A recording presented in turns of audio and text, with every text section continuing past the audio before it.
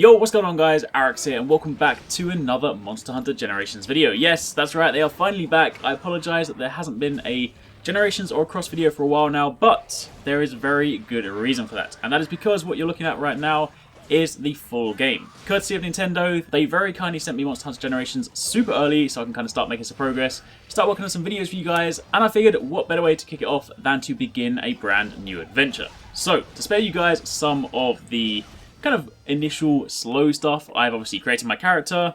I then went and did the usual beginning Monster Hunter missions, so I went through and gathered some herbs, some mushrooms, mined some ore, gathered some Kelby horns, and of course fought the usual pack of Macau and Jaggi.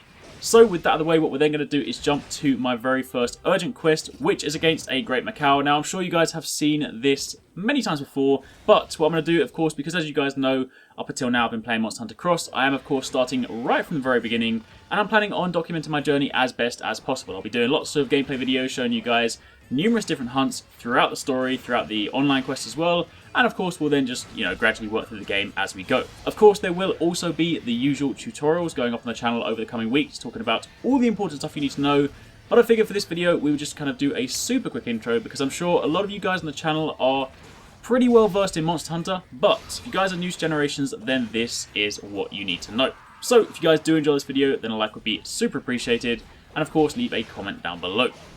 Now, top level, some of the new features that are coming into Generations are of course the addition of the Fated 4, which is for the first time 4 flagship monsters. So we have Glavenus, who is my favourite. It's basically the massive dinosaur with the huge sharp tail. You also have Astalos, who is the green lightning wyvern. You have Gammoth, and you also have Mizutsune. On top of that, we also have the addition of new hunter styles and hunting arts. Hunting styles are of course different ways to play the game, so Guild will be where a lot of you guys are most at home if you're coming over from previous Monster Hunter games. That's basically the game as you have come to know and love it. But on top of that, you also have Adept for those of you guys that kind of know the monster move patterns and can dodge through their attacks to follow up with like counter attacks.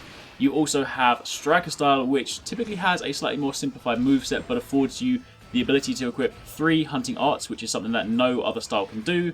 And you then also have aerial style for those of you guys that want to be crazy and get up in the air and start fighting from the sky. To a certain extent, you basically jump off monsters, attack in the air, and you then follow up from there. On top of that, you also have the 4 villages, so some of the villages that you guys might recognise from previous Monster Hunter games, but also, depending on when you join the franchise, some of these might actually be pretty new to you. You have villages from the first Monster Hunter, from Monster Hunter Freedom Unite, also Portable Third, which never actually made it to the West, and of course the brand new Village 2. On top of that, you also have a load of powerful hunting arts, which are basically special moves available to all of the weapon types.